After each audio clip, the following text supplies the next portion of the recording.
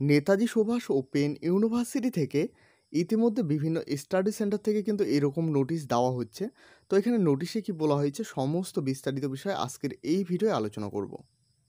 দেখো এখানে নোটিশে বলা হয়েছে এত দ্বারা জানানো যাচ্ছে যে পিজি পার্ট 2 এক্সামিনেশন ডিসেম্বর 2023 এ যারা একটি বিষয়ে এনসি পেয়েছে, অর্থাৎ পিজি কোর্সের ছাত্রছাত্রী আপনারা যারা এক্সাম দিয়েছেন এবং কোনো একটি পেপারে এনসি পেয়েছেন, তাদের মার্ক ট্রান্সফার দরখাস্ত করেছিলেন, তাদের ন্যূনতম এনরোলমেন্ট সম্মিলিত ছাত্রছাত্রীদের ফাইনাল মার্কশিট এসেছে।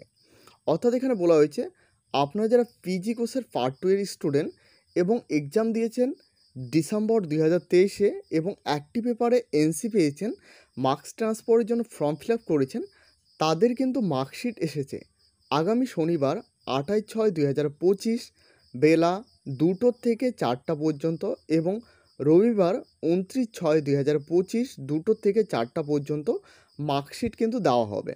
এবং মার্কশিট নেওয়ার জন্য অরিজিনাল এনরোলমেন্ট সার্টিফিকেট কাম আইডেন্টিটি কার্ড নিয়ে যেতে হবে। অর্থাৎ মার্কশিট নেওয়ার জন্য অরিজিনাল এনরোলমেন্ট সার্টিফিকেট কাম আইডেন্টিটি কার্ড নিয়ে যেতে হবে।